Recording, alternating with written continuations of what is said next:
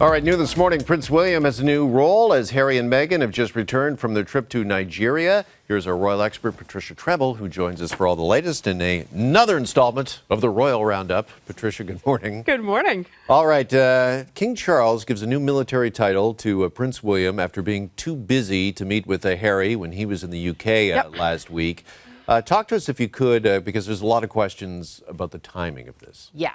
So it happened this morning. It's the official handover. The King has been Colonel-in-Chief of the Army Air Corps for 31 years.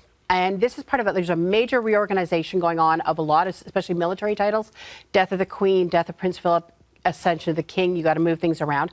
This was actually announced last year, but only happened this year. And the timing seems a little coincidental, but it also could be because the King has been ill, right?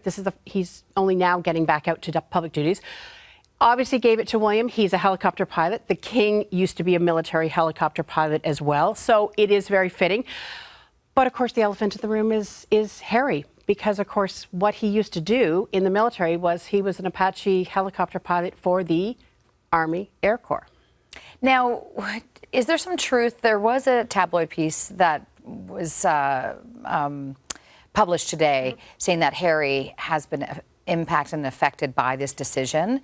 Is there any truth to that? We don't really know. I mean, that's, you know, a lot. There is certainly a lot of speculation. I think the fact that the timing coming right when Harry was in, the announcement that this was coming on was when Harry was in London.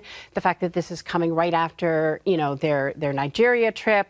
I think that it can't help but affect him, because it's a case of coulda, woulda, shoulda. Because had Harry stayed a working royal, almost certainly this would have been his. Like, the King would have naturally said, Harry, I'm going to have you be the Colonel-in-Chief. Just as Prince Philip handed over the captaincy of the Royal Marines to Harry.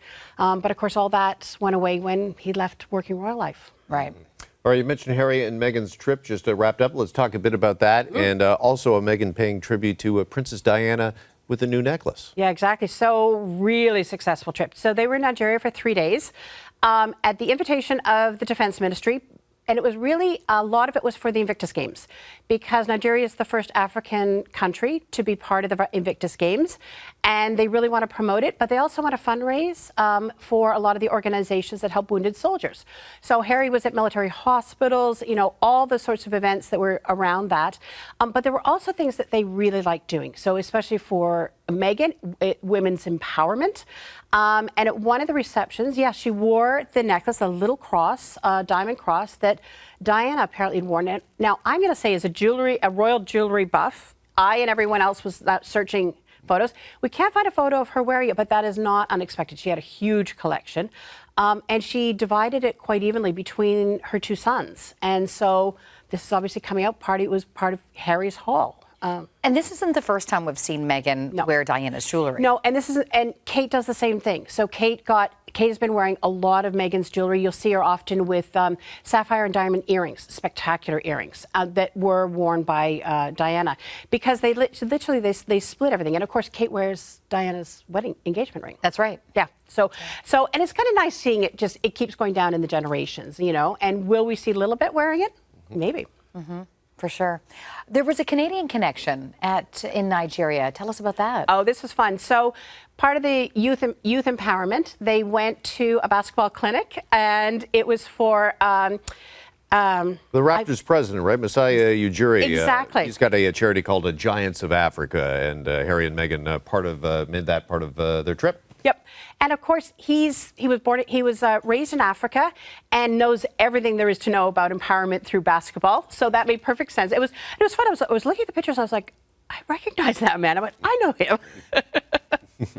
All right. We all know that the King and Harry did not meet while Harry was in London last week. Let's go back to that if we can, just briefly, Patricia, because there are reports that the King did extend an invite to a royal residence for Harry to stay at, but he chose instead to stay at a hotel?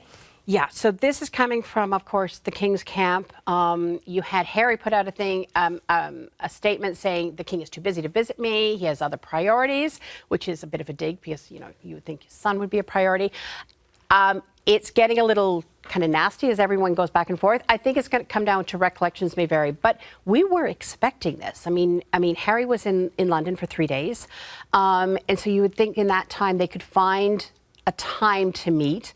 I think what it symbolizes is that things aren't as good as we thought that they were. Remember, Harry flew over when the king was first diagnosed with cancer, and we all thought that was maybe had broken the ice between them. Maybe it has reformed a bit. Okay. Yeah. We'll watch that some more. Thank you so much. We're going to have to leave it there. You're welcome.